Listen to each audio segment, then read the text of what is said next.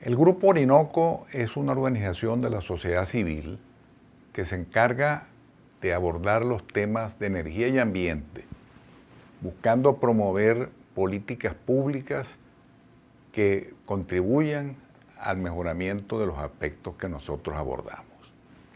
En ese contexto, nos resulta sumamente interesante patrocinar este foro sobre la catástrofe de los servicios de agua y electricidad, consecuencia de la pérdida de institucionalidad de las empresas que prestan dichos servicios.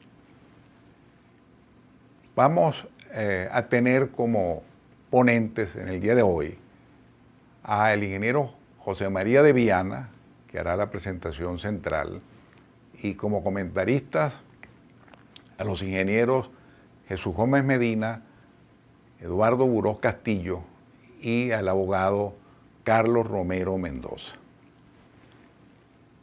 Venezuela está actualmente atravesando por un colapso sistémico de sus servicios públicos, de todos los servicios públicos.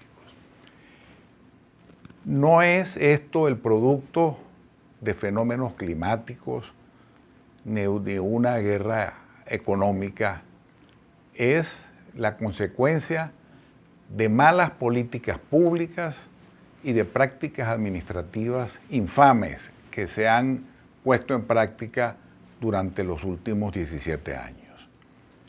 Esos 17 años coinciden con el modelo que se ha dado por denominar el socialismo del siglo XXI, y a ese modelo se deben en gran parte el deterioro global de las empresas de servicios públicos de Venezuela, que están afectando en la actualidad a toda la población, porque no hay un venezolano que pueda decir que no está en alguna forma afectado por la crisis de los servicios públicos.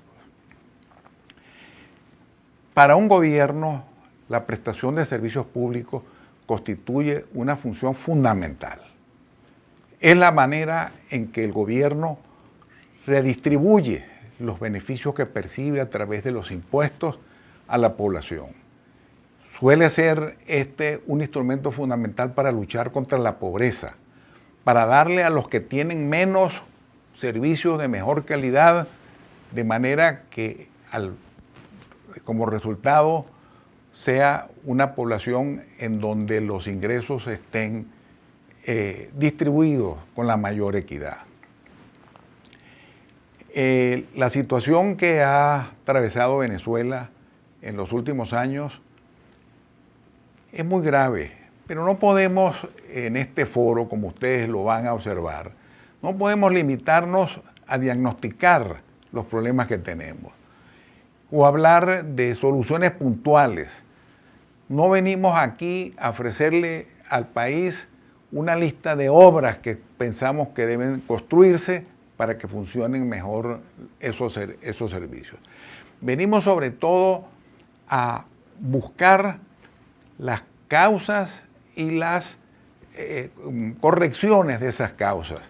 Y cuando se hace el análisis desde este punto de vista, se llega a la conclusión que no se le pone atención suficiente a las empresas públicas. Las empresas públicas son complejas, son entes que requieren utilizar las mejores tecnologías, que necesitan escoger su personal de la mejor manera, en una forma meritocrática, que es necesario que sean empresas transparentes, que los ciudadanos puedan saber lo que está ocurriendo y las causas de las decisiones que se toman. Pero también es necesario que los políticos sepan apreciar esta exigencia de las empresas públicas para que se les dé el tratamiento debido y no un tratamiento clientelar, ideologizado, politizado, como ha sido costumbre tradicionalmente. Ahora bien, se requiere también que los ciudadanos tengan conciencia de lo que es un servicio público, que no es algo que se presta para recibirse gratuitamente, sino que los servicios públicos tienen su costo, que esas empresas requieren tener un equilibrio económico-financiero para poder subsistir y que por lo tanto les corresponde no solamente evaluar la calidad de los servicios, sino también su mejor disposición para que esos servicios funcionen de manera debida. Eso no quiere decir que en la prestación de los servicios no se den subsidios a los estratos más humildes, pero en su conjunto las empresas tienen que funcionar de acuerdo a los parámetros de los entes modernos, de los entes gerencialmente bien administrados. Ustedes van a oír unas presentaciones que enfatizan estos aspectos a los cuales he hecho referencia. Muchas gracias. Venezuela vive en estos días la crisis más profunda de servicios públicos de toda su historia. No solamente tenemos problemas de agua, sino que los problemas de agua se complicaron con problemas de energía eléctrica, pero también de recolección de basuras. Y los otros servicios públicos del Estado también están en profunda dificultad. Hemos realizado esta presentación que trata de encontrar las causas de esa crisis, en virtud de que no hay forma de que nosotros resolvamos un problema si no sabemos qué lo originó. Cuando hablemos del tema de servicios públicos, y vamos a hablar de todos los servicios, pero fundamentalmente los temas de energía y agua son los que tratamos con más detalle. Estamos hablando de un problema de calidad de vida. Y en esta presentación hemos invitado a Zapata, pero León Zapata está haciendo caricaturas desde el cielo, pero cuando estaba con nosotros, a través de su caricatura, era un excelente cronista de lo que pasaba en el país. Y vamos a hablar de un tema que es calidad de vida. Y al final hay una cosa fundamental, que en la vida de la gente hay un elemento de calidad fundamental que está en cómo son los servicios que lo abastecen, que lo sirven. Y hay un mundo que tiene que ver con la economía, pero hay otro mundo que tiene que ver con los servicios. Una gente puede vivir en un lugar muy humilde, pero si tiene un servicio de agua potable y tiene servicio de energía eléctrica y tiene servicio de telecomunicaciones, puede tener una actitud frente a la vida positiva. Cuando tenemos un problema de servicio público que al final es de negación de servicios, como el que estamos viviendo en Venezuela, que es en todos los rincones del país y prácticamente en todos los servicios. ¿Sí? En la ciudad de Puerto Ordaz, que queda al lado del embalse de Macagua, de donde recibe el agua, no hay agua. Entonces, bueno, es muy difícil decir que el problema está en el embalse. Para poder estudiar este problema tuvimos que remontarnos en la historia y recordar a Mariano Picón Sala, que decía que Venezuela entró al siglo XX en forma tardía. En Venezuela esperamos a la muerte de Gómez para empezar el proceso de modernización que es propio del siglo XX. Y es muy interesante porque en el caso de Venezuela, quien sustituye a Gómez es un general de su ejército. De hecho, es un muchacho que vino siendo adolescente desde los Andes con las tropas de Gómez y por lo tanto un muchacho que ha vivido toda su vida dentro del cuartel. Cuando el general Eleazar López Contreras se encarga de la presidencia de la República, todo el país piensa, esto es un militar que va a continuar con la tradición militarista de Juan Vicente Gómez. Y qué sorpresa ocurre que, entre otras cosas, López Contreras, el día que se convierte en presidente, guarda su uniforme y no vuelve a ponérselo más nunca. Y trata de hacer un gobierno de civiles y para los civiles. Y es muy interesante porque en los primeros días toma unas decisiones que desconciertan a todo el mundo. Libera a todos los presos políticos, decreta la demolición de la Rotunda, que era la cárcel de presos políticos en Caracas, que quedaba en el centro de Caracas, y manda a construir ahí una plaza que se llama La Concordia. Pero las tensiones que existían de tipo político, social y económico eran muy grandes. El país era un país muy pobre, casi la tercera parte de la población tenía malaria, la esperanza de vida era solamente hasta los 30 años, y además de eso el 70% de la población era analfabeta y profundamente pobre, evidentemente. Eso hacía que López Contreras entendió muy rápidamente que él tenía frente a él un reto gigantesco, que es comenzar a construir el proceso de fundación de la República Civil, de modernización. Y llaman a los más competentes. Esas tensiones se expresan el día 14 de febrero el 12 de febrero se manifiestan en una tremenda conmoción, y esa conmoción termina en varias personas muertas porque los policías disparan contra la población. Y se suspenden las garantías. Una semana después, López Contreras por radio anuncia dos cosas. Una, que se rehabilitaban nuevamente las libertades constitucionales, que era algo que no se esperaba, porque lo que se esperaba era más represión. Pero la segunda es que anuncia el plan de febrero del año 36. El plan de febrero del año 36 es la primera expresión de un programa de gobierno destinado a resolver los grandes problemas del país. Solamente recordar tres características que tuvo. Un primero, profundamente profesional. Ese programa que lo hace al segundo mes de gobierno, lo hace con los civiles más destacados y más talentosos de su época. Es que permiten hacer un plan de gobierno profundamente profesional. En segundo lugar, es pragmático, lo dice expresamente uno de sus grandes colaboradores, que fue el doctor Alberto Adriana, y dice, este es un programa que va a resolver problemas, por lo tanto el tema de la ideología no está aquí presente. Adriani venía de estar en Europa, en donde el problema de las ideologías había generado guerras y mucha muerte, y no quería que en Venezuela se repitiera eso, y finalmente es un programa institucional. Los problemas se resuelven no con héroes mitológicos, no con mesías especialmente dotados, sino con organizaciones civiles que hacen las cosas de forma profesional.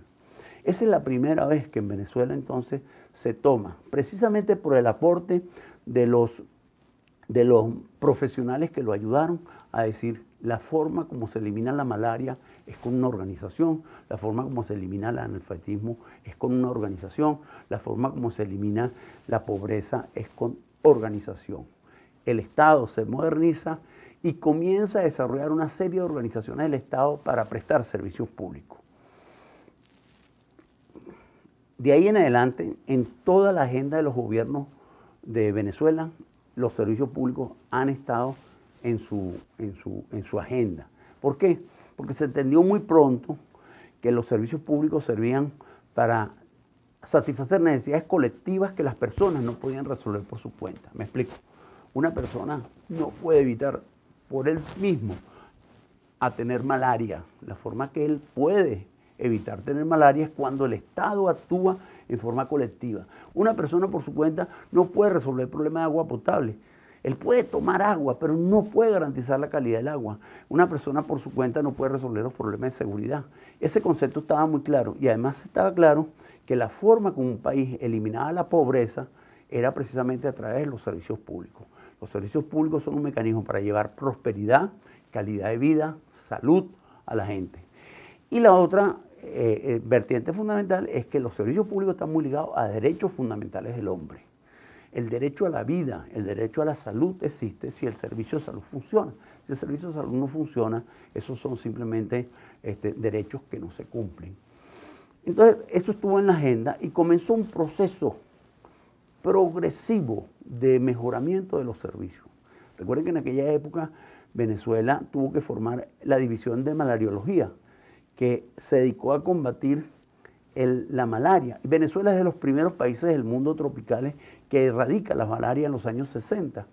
Entonces, 30 años después, a través de una lucha profesional de mucha gente muy bien preparada, lo logra. Pero recién en el año 43 funda el INOS para darle agua potable a todos los venezolanos, para recoger las aguas servidas y tratarlas. Y así sucesivamente. Se crea la Contraloría General de la República, se crea también el Banco Central de Venezuela. Es decir, toda esa estructura para entrar en el siglo XX se construye de forma tardía, pero en forma muy exitosa. Dice Zapata aquí, que pretencioso, eres un humano que tienes derechos. Y efectivamente, los derechos, para que sean de verdad derechos respetados por el Estado, los servicios públicos tienen que funcionar. Siempre que hay un servicio público que se niega, hay un derecho fundamental del hombre que está siendo violado. Bueno, muy rápidamente además se entendió que los servicios públicos tenían una dimensión política. ¿Por qué? Bueno, porque eran la primera causa de protesta y de disgusto de la gente. Una vez que usted comienza a mejorar los servicios de las ciudades y el agua falta, pues el agua es un motivo para protestar. Pero también es un motivo para que la salud pública no funcione, hay que decirlo claro. El agua potable no es un elemento de confort solamente, un elemento de mejorar la calidad de la gente en su casa. Es fundamentalmente un elemento de salud pública. No hay forma que las personas tengan salud si no reciben agua limpia y agua en condiciones potables. Esto se entendió muy rápidamente, se entendió además que la forma de eliminar la pobreza está muy dirigida al tema de los servicios públicos. Una persona puede ser muy humilde, pero si tenía agua potable tenía un avance importante, sus hijos iban a tener mejores condiciones, y lo mismo pasó con las telecomunicaciones y con la energía eléctrica también. Muy rápidamente, y ya desde el comienzo López Contreras lo tenía claro, estamos frente a un problema complejo. Por ejemplo, hay que eliminar la malaria. ¿Pero quién sabía de malaria en Venezuela? Bueno, pues había muchos enfermos, pero había poca gente que lo supiera. Y dijo, bueno, formaremos a los muchachos tan lejos como sea necesario para traer las competencias y el conocimiento a Venezuela. Y así salieron cientos de muchachos venezolanos a aprender sobre malaria. Pero lo mismo pasó con agua potable, lo mismo pasó con el tema de petróleo. Hubo realmente un convencimiento muy temprano de que estos problemas grandes solamente se pueden corregir con empresas que funcionen muy bien. Y esas empresas son complejas. ¿Son complejas por qué? Bueno, porque manejan tecnología. En el caso, por ejemplo, de la malaria, fue muy importante la introducción temprana de algunos insecticidas que no se conocían y que fueron desarrollados precisamente al final de la Segunda Guerra Mundial. La introducción temprana de esas tecnologías permitió ayudar mucho el combate, la prevención, el combate contra los mosquitos. En el caso del área de petróleo, evidentemente Venezuela estaba entrando en la producción petrolera y necesitaba gente competente, se necesitaban profesionales. ¿Dónde iban a aprender petróleo? Pues fueron a los mejores lugares del mundo. Están hablando muy rápidamente que todo esto era una parte fundamental del presupuesto del Estado, se comprometía en darle servicios de calidad a la gente, y se entendió entonces, mira, que tenía que ser costoso y que tienen que manejarse entonces con pulcritud. De hecho, en esa época se crea la Contraloría General de la República. ¿Por qué? Bueno, porque si usted maneja dinero público, tiene que manejarlo bien. De lo contrario, no consiguen las metas que está presente. La complejidad, solamente para que tengamos una referencia, este es el acueducto de Caracas, es uno de los acueductos más complicados del mundo. Vivimos en la ciudad de Caracas, una ciudad maravillosa, pero en donde el agua está muy lejos y muy abajo. Y por lo tanto, las obras de transporte de agua a la ciudad son de extrema complejidad. Por lo tanto, son empresas que tienen una componente técnica muy importante y que tienen que ser manejadas por organizaciones humanas de altísima calidad. Este es el caso de la energía eléctrica, pues Venezuela es un caso también único en el mundo. El aprovechamiento del Caroní fue muy temprano, ya en los años 60 estábamos aprovechando el río Caroní, pero estábamos utilizando tecnología bastante sofisticada. Edelca, que fue la empresa del Estado que realizó esa obra, lo hizo muy bien y de verdad que es un verdadero ejemplo, eran empresas profesionales. Bueno, pues hubo muchos aprendizajes. Los aprendizajes tienen que ver con que siempre los políticos quisieran tener una inclinación clientelar, quisieran tener en las empresas a la gente conocida, a la gente del partido, pero también entendieron de que el problema de la competencia está reñida con los obedientes o con los aduladores. Es decir, en otras palabras, la gente más competente que Venezuela tuvo en toda su historia no fueron nunca de la gente sumisa al gobierno. De alguna manera, cada una de esas instituciones que se creó, Malariología, el INOS, Edelca, en algún momento las empresas de agua potable, eran empresas profesionales. Después, estaba claro que en esas empresas profesionales, si funcionaban mal, se generaban problemas a la población y de muchas maneras esas empresas debían tratar de ser las mejores empresas del mundo. Avanzamos durante muchos años y de verdad que llegamos al final del siglo XX en una situación muy interesante. Interesante porque Venezuela llegó a ser exitosa en tener algunas organizaciones de servicio público de las mejores del mundo, que tenían indicadores de gestión de los mejores del mundo. Está el caso de la Electricidad de Caracas. La Electricidad de Caracas es una empresa venezolana de más de 100 años de experiencia y desarrollaba prácticas de servicio a la gente más humilde de la región capital a unos precios significativamente menores a los de otras empresas, pero además con una eficiencia enorme. Las plantas térmicas manejadas por la Electricidad de Caracas tenían un altísimo nivel de disponibilidad, estaban realmente los mejores profesionales del mundo en ese tiempo. Hay que recordar el Metro de Caracas. El Metro de Caracas era un orgullo nacional, era el servicio de transporte rápido entre ciudades con mejor reputación en todo el mundo. ¿Por qué tenía la mejor reputación? Porque tenía la mejor calidad de servicio, porque tenía aire acondicionado en los vagones, porque tenía aire acondicionado en las estaciones, porque tenía ambiente musical, porque tenía escaleras, pero además porque todo eso funcionaba muy bien. Y entonces era además una atracción turística. Cuando usted recibía en Caracas un turista que venía de Europa, lo llevaba para el metro, para que se maravillara, porque había pocos lugares en el mundo donde funcionaba tan bien. Edelca así también lo fue, Hidrocapital también, la CanTV privatizada funcionaba en condiciones muy buenas. Y estas empresas que estaban allá eran un buen ejemplo que iban efectivamente a ser empresas de altísimo nivel profesional y de altísima calidad técnica. ¿Qué pasó posteriormente? Bueno, hubo un nuevo gobierno. La conquista del poder del nuevo gobierno llevó a que tomar el poder era muy importante. Ese proceso de tomar el poder fue progresivo.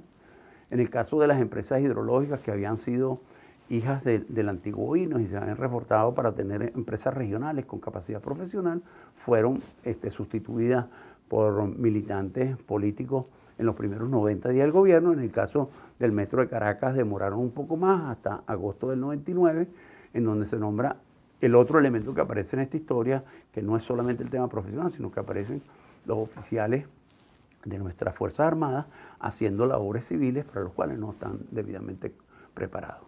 Y se rompe una tradición técnica de 30 años en el caso del metro. Se nombra un teniente coronel de la aviación que había visto alguna vez los vagones en una foto, pero que efectivamente fue el inicio de un proceso de destrucción de esa empresa para llegar al estado lamentable de funcionamiento que hay ahora. En el caso de Edelca, ya en julio del 2013 se nombró un general del ejército.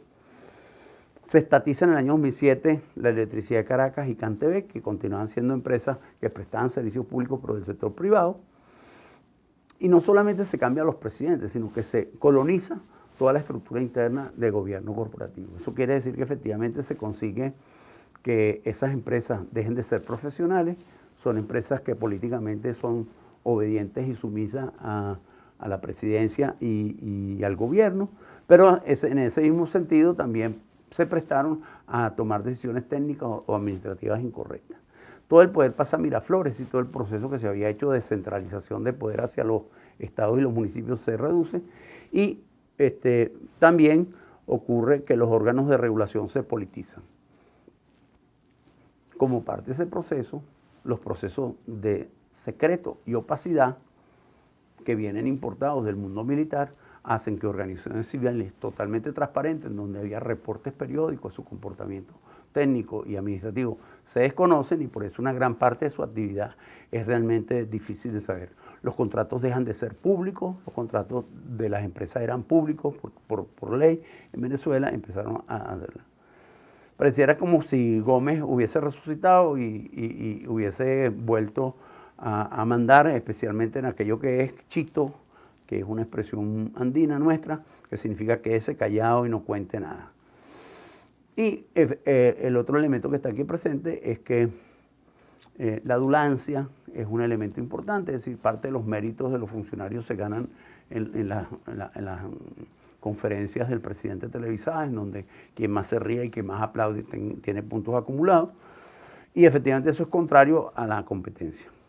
Las instituciones eran un obstáculo, esas instituciones son dominadas, y entonces comienza a haber un proceso profundo de colonización y de politización. Las empresas son utilizadas como medio de financiamiento, como medio de proselitismo y también como medio de propaganda política.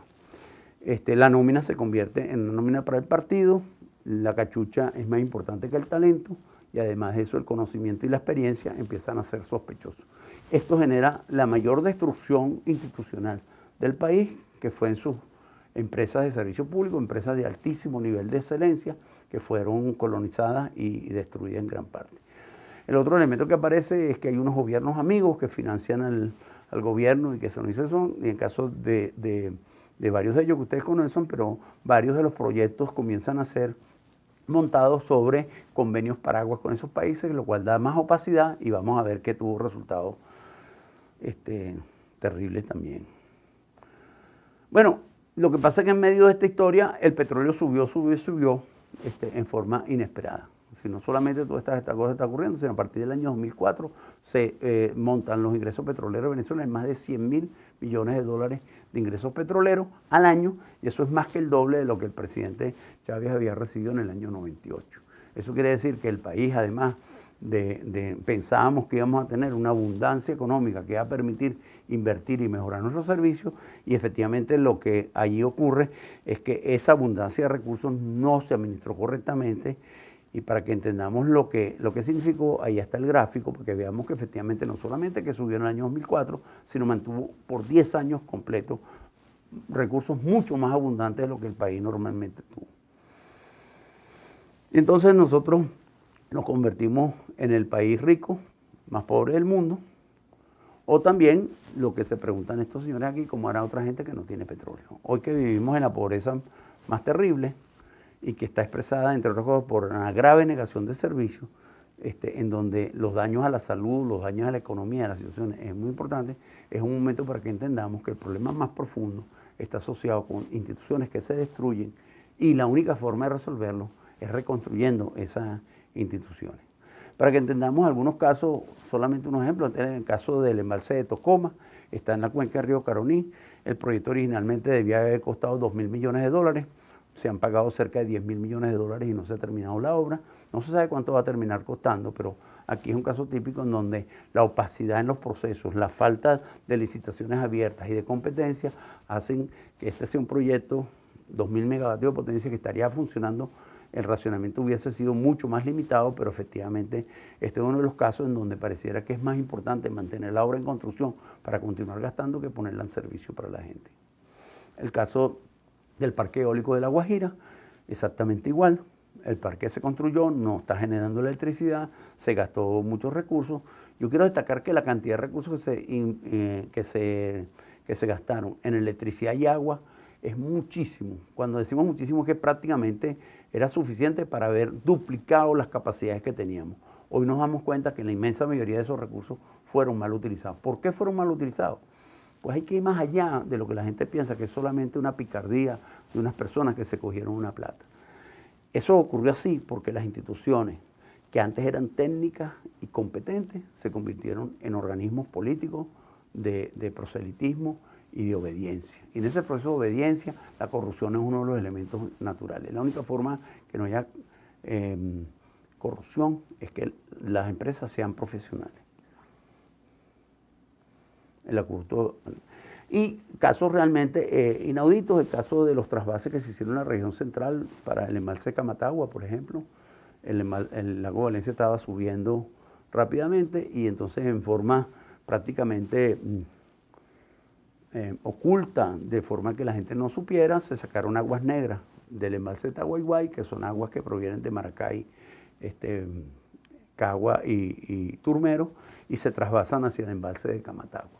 El embalse de Camatagua es la fuente más importante de Caracas. Una vez que esas aguas negras caen en el embalse de Camatagua, el embalse se muere, se convierte en un embalse eutrófico, y de ahí en adelante, en los últimos 6 años, los habitantes de Caracas están recibiendo agua de muy mala calidad. La razón es esta.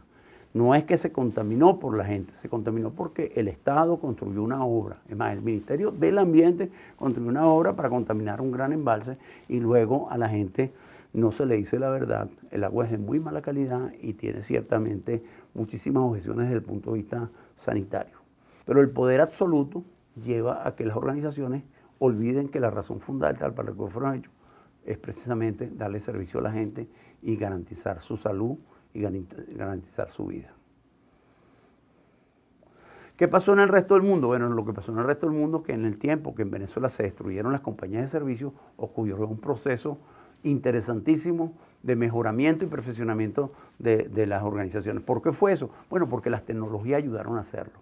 Eso hace que las empresas de servicios en el resto de los países de Latinoamérica, nuestros vecinos que antes tenían muchos problemas, comenzaron a desarrollar capacidades de clase mundial muy valiosa. Este es el caso de Medellín, es una ciudad muy querida por nosotros, muy parecida a la ciudad de Caracas, tiene 3 millones de habitantes, tiene una empresa pública, es una empresa municipal del municipio, pero una empresa que se le dio la tarea de hacer lo mejor posible. Una vez que lo hicieron lo mejor posible y que los servicios que prestaba en Medellín, prestaban agua, energía eléctrica y comunicaciones, esa empresa comenzó a prestar servicios en otras ciudades. Lo queremos poner de ejemplo porque ¿qué tiene Medellín que no tiene Caracas?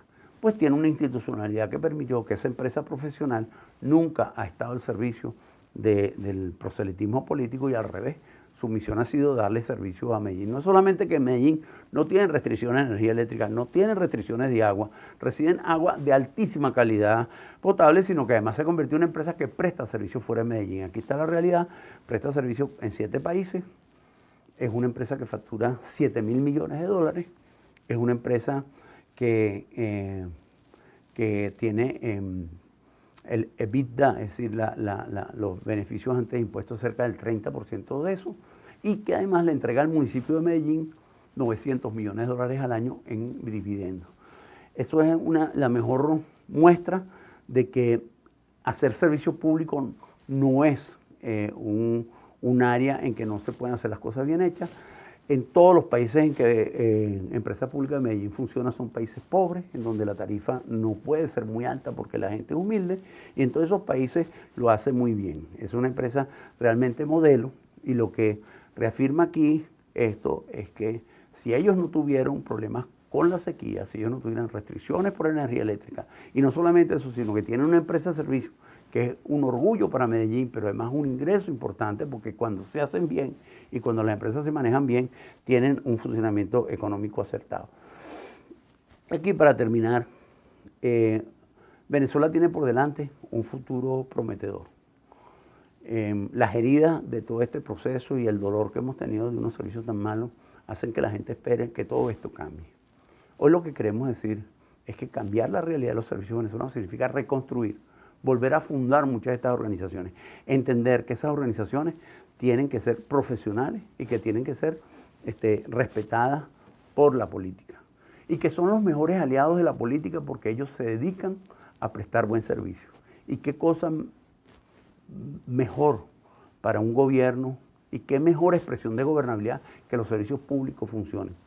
Nosotros esperamos que en los próximos tiempos empresas públicas de Medellín se multipliquen en Venezuela, y que nosotros podamos tener empresas que no solamente sean para nuestro orgullo, sino para que los servicios funcionen correctamente y que en su desempeño se pueda ver el talento y el orgullo venezolano en el servicio de los demás. Bueno, hemos oído una conferencia sobre la gestión de las empresas que tienen que ver con el aprovechamiento del agua potable y saneamiento, muy ilustrativa, y que nos ha señalado un camino de mejoramiento de esa gestión. Quisiéramos complementar algunos aspectos del tema tratado al referirnos a 2 procesos. El proceso de gestión de las aguas, del agua potable y el saneamiento, que abarca temas técnicos, temas comerciales y temas administrativos, y quisiéramos hacer alguna acotación en relación a los principios generales de gestión de empresas que deben aplicarse a la industria del agua potable y saneamiento. En el primer caso, comenzaremos por diferenciar que la gestión del agua potable y saneamiento comienza en la captación, pero está vinculada a un proceso mayor que es la gestión del agua en la cuenca. El agua la recibe la empresa operadora del servicio de agua potable y saneamiento en el sitio de captación en unas determinadas condiciones de calidad que han sido ajustadas por el manejo de la cuenca, de manera tal de que sea posible efectuar los procesos de tratamiento de agua para llevarla en la calidad demandada por las normas de salud pública para la prestación del servicio de agua a los usuarios finales.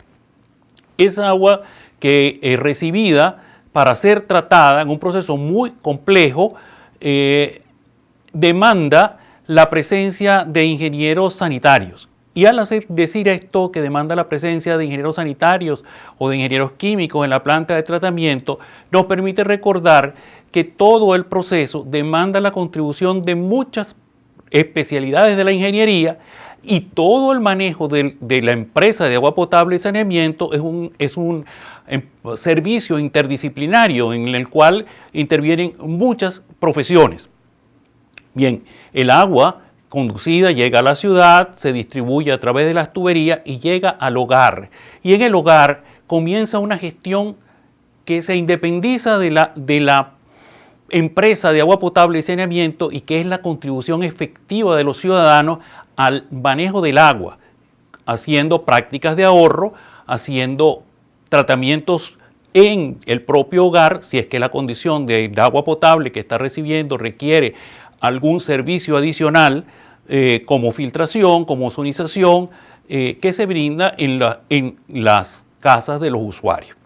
Bien, luego el agua es recogida y es vertida nuevamente en una planta de tratamiento, ahora de aguas residuales, para recuperar la calidad del agua y entregarla al servicio final, que es la contribución de los servicios ecosistémicos del agua en toda la cuenca.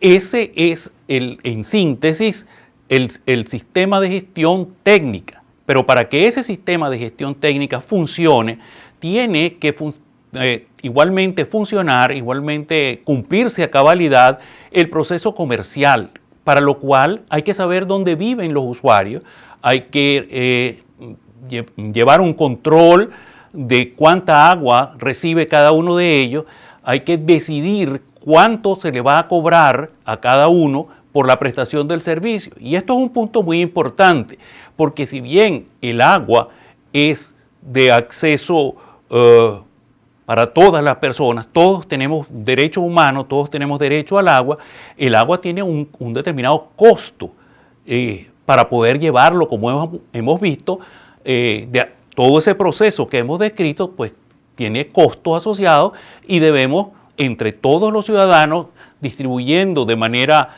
las cargas del costo a las personas de más recursos, una tarifa un poco más alta, y a las personas de menos recursos una tarifa más baja, llegar al precio medio del agua. Ese es un punto crucial en la gestión de las aguas. Y es un punto crucial porque realizar la prestación del servicio de agua potable y saneamiento requiere recursos económicos, requiere financiamiento que proporciona el Estado, pero financiamiento que también podemos proveer los ciudadanos en la medida en que la calidad del servicio sea la que demandamos. Si la calidad del servicio no cumple con la calidad exigida por los ciudadanos, muy probablemente no se niegue a hacer esa contribución, a pagar por el recurso que le estamos brindando en cada una de sus casas de vivienda. Entonces la empresa que presta el servicio debe tener una serie de condiciones para que funcione adecuadamente, para que tenga la calidad exigida por el usuario, y de eso nos estuvo haciendo señalamientos muy precisos el ingeniero de Viana. Unos aspectos fundamentales en ese proceso es la calidad de las personas que trabajan en la empresa, cómo están formados, cuál es su proceso de captación, desarrollo dentro de la empresa, crecimiento dentro de la empresa, adquisición de nuevos conocimientos. Ese es un punto crucial de formación del recurso humano y de compromiso de ese recurso humano con la empresa, y de compromiso además de ese recurso humano con el usuario al que le presta el servicio. Otro aspecto que es importante dentro de este proceso de gestión de la empresa es que la empresa disponga de normas, sistemas, procedimientos, manuales de organización que trasciendan a las personas que trabajan allí, de manera que si por alguna circunstancia alguien se retira, alguien debe ser reemplazado, alguien se enferma, alguien no puede venir a trabajar, la norma, el sistema, el procedimiento estén allí para indicarle a quien lo suplanta lo que tiene que hacer, cómo debe hacerlo, cuándo debe hacerlo y bajo qué protocolos de calidad debe realizar la función. Ese es otro aspecto crucial, la organización de las instituciones para prestar un servicio de calidad. Si una empresa presta un servicio de calidad, se hace merecedora del reconocimiento público y al hacerse merecedora del reconocimiento público entrará en una espiral, en un círculo virtuoso de crecimiento en la prestación del servicio y generará mayor disposición de los usuarios a comprometerse con las necesidades que la empresa les manifieste que demanda para poder crecer, abarcar nuevos aspectos técnicos o nuevos aspectos de expansión del servicio a diferentes áreas de la ciudad, que está en constante crecimiento. Una empresa de esta naturaleza, al igual que una ciudad, no para, crece todos los días, crece y crece continuamente, de manera que demanda recursos que deben ser provistos por la buena gestión y buena administración que se haga de las empresas de agua potable y saneamiento. Creo que con esto hemos resumido aspectos fundamentales de la presentación del ingeniero de Viana y reforzamos su planteamiento general sobre la importancia de tener y disponer de buenas empresas que somos capaces de hacerla, que la hemos tenido en algún momento de nuestra historia y que estamos seguros de que serán las empresas del mañana. Bueno, ahondando un poco más y dando algunos comentarios adicionales a lo que acaba de decir el ingeniero de Viana, quisiéramos decir que estamos en medio de una crisis profunda, una crisis que no es coyuntural, sino absolutamente estructural. En primer lugar, no sabemos cuánto durará ni cuándo terminará. En segundo lugar, es una crisis que afecta a todos los servicios públicos como tales. Todos y cada uno de ellos están siendo afectados por esa crisis total. En tercer lugar, es una crisis que es a nivel nacional. Todos y cada uno de los rincones de nuestro país, todos los pueblos y todas las ciudades han sido y están siendo afectados por esta situación. Y finalmente decimos que nos atañe absolutamente a toda la población como tal. No hay ningún elemento de nuestra población o social que no haya sido afectado por toda esta crisis. Acaba de decir Ricardo Hassmann, esto es lo peor que he visto en un colapso de tantas dimensiones, con un costo social de tal magnitud que no tiene similitudes históricas. Esto lo acaba de decir en una entrevista reciente publicada. La solución de esta crisis tenemos que fundarla con un nuevo paradigma. Este nuevo paradigma debe estar destinado a que la meta debe ser nuestra población. No podemos tener usuarios de primera y de segunda, sino que todos y cada uno debemos tener el mismo tratamiento y la misma recepción de calidad de nuestros servicios. Eso significa entonces que tenemos que tener un servicio de excelente calidad, donde sea. Esa es una premisa fundamental detrás del diseño de cada una de estas empresas nuevas que queremos fundar. Después, estas empresas deben estar desprovistas de toda situación política, de todo elemento ideológico que pretenda perturbar el funcionamiento de estas empresas. Adicionalmente, como decía Aristóteles, somos lo que hacemos cada día. La excelencia no es un acto, sino un hábito como tal. Recientemente se publicaron los Objetivos del Desarrollo Sostenible por parte de las Naciones Unidas.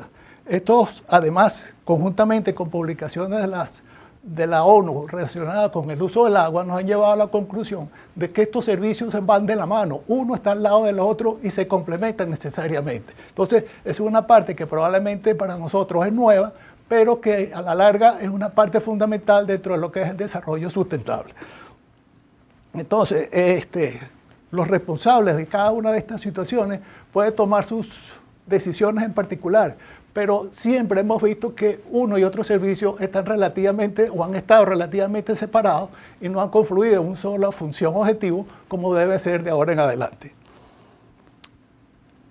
Entre los años 75 y 85, toda Venezuela se cubrió con lo que llamamos los acueductos regionales. Estos vinieron a ser una gran revolución en lo que es el sistema de abastecimiento de nuestras poblaciones y dieron lugar a una nueva situación en términos del abastecimiento de las poblaciones y que hoy día tienen todavía garantizado este tipo de suministro.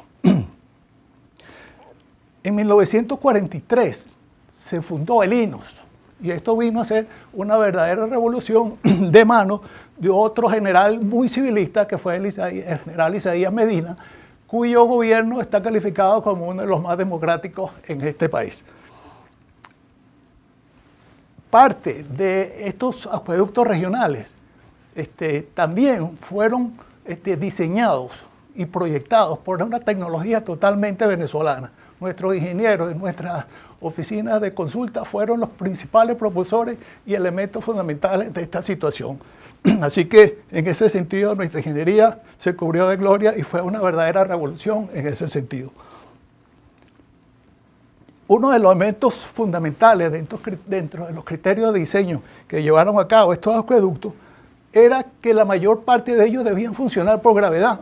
Esto significa hoy día que hemos ahorrado una cantidad de combustible y uso de la electricidad en los sistemas de bombeo que estos sistemas no requieren para llevar el agua hasta el nivel de la población. Entonces no tenemos sistema de bombeo, hacemos un tremendo ahorro de energía. No queremos ser demasiado reiterativos en cuanto a cómo es la situación actual, puesto que ha habido recientes pronunciamientos de parte del Colegio de Ingenieros que han hecho y han pronosticado cómo se cambia esta crisis y cómo se ha ido profundizando paulatinamente y cuáles son sus verdaderas causas y consecuencias. Y recientemente la Academia Nacional de Ingeniería y Hábitat hizo un pronunciamiento en este sentido. Todavía no conocemos y no palpamos en la realidad de todo lo que ha significado el sistema de abastecimiento desde el GURI, ya enfocándolo desde el punto de vista del sistema eléctrico como tal. Ha sido una bendición total para el país poder disponer de este tipo de sistemas que nos han garantizado el abastecimiento y han dado una energía limpia, de calidad, libre de todas emisiones de CO2. Entonces, las nuevas empresas que vengan a promover el desarrollo eléctrico deben tener como objetivo el desarrollo sostenible y mantener el ahorro y el mantenimiento y la preservación del recurso hidráulico. Este plan del recurso hidráulico debe estar sustentado a través de un plan nacional de recursos hídricos que cubra todas las poblaciones y todos los usos del agua como tales. Entonces, finalmente ya nuestro objetivo entonces debe ser un país que en pleno crecimiento y en pleno desarrollo, cuyos objetivos estén acorde con los objetivos de desarrollo sustentable, que cubra todas las situaciones del país, donde tengamos una energía perfectamente integrada y donde sea compatible tanto el uso de la energía como todo el uso de las energías renovables como tal. Todo. La necesidad de rescatar el servicio público y ponerlo al servicio del ciudadano es una urgencia en Venezuela. Actualmente, el ciudadano no es considerado parte del sistema del modelo de servicio público y ello es una de las primeras tareas y de los primeros desafíos que tiene cualquier nuevo modelo de servicio público en el país. Si vemos, por ejemplo, en el tema del servicio público del agua potable, la ausencia de institucionalidad creada en la Ley de Prestación del Servicio de Agua Potable y en la Ley de Agua, es uno de los principales elementos que hace que el ciudadano simplemente sea residente y habitante y que, en consecuencia, la voz del ciudadano no tenga efectos inmediatos en los reclamos. La ley establece que el ciudadano, para hacer cualquier reclamo, puede acudir al prestador del servicio y si éste no responde, puede acudir al municipio en consecuencia. Pero si el municipio no tiene competencia en la prestación del servicio de agua potable, entonces puede acudir a la Superintendencia Nacional de Agua, que no existe. En consecuencia, el reclamo nunca llegará a un nivel institucional capaz de responder con responsabilidad a la demanda del ciudadano. Y eso lo que hace es aislar, es separar al ciudadano del tema público del agua potable. Por otro lado, en materia de participación ciudadana, la ley reconoce a las mesas técnicas de agua, bajo el modelo del Código Civil, como un mecanismo de participación. ¿Quién tiene que establecer los lineamientos para que la mesa pueda conformarse? La Superintendencia Nacional de Agua, que no existe. Y por lo tanto, los municipios, que serían los encargados legalmente de reglamentar las mesas de agua, no pueden ir más allá porque no hay los lineamientos, lo cual no exime a los consejos municipales que, haciendo uso de la autonomía municipal, puedan, a través de una ordenanza, reglamentar, adecuado a su realidad, las mesas técnicas de agua.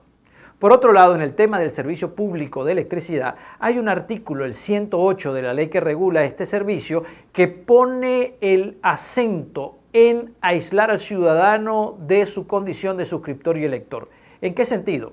Peligrosamente, una interpretación a este artículo pone a cualquier funcionario que facilite información sobre el sistema eléctrico en riesgo de ser condenado, o mejor dicho, en riesgo de ser sometido a una sanción penal.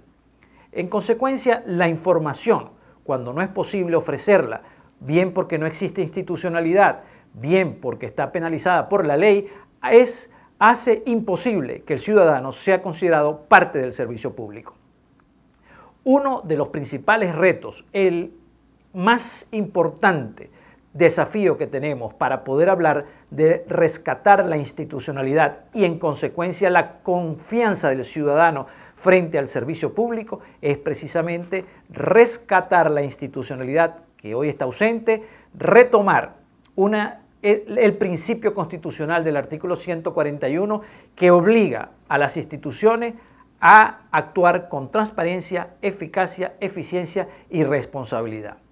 No hay mucho que inventar, la ley está. Lo que hay que hacer es asumir la voluntad política de poner el servicio público a la disposición del ciudadano. Es la única manera que el ciudadano podrá reencontrarse con la democracia y su condición de ciudadano.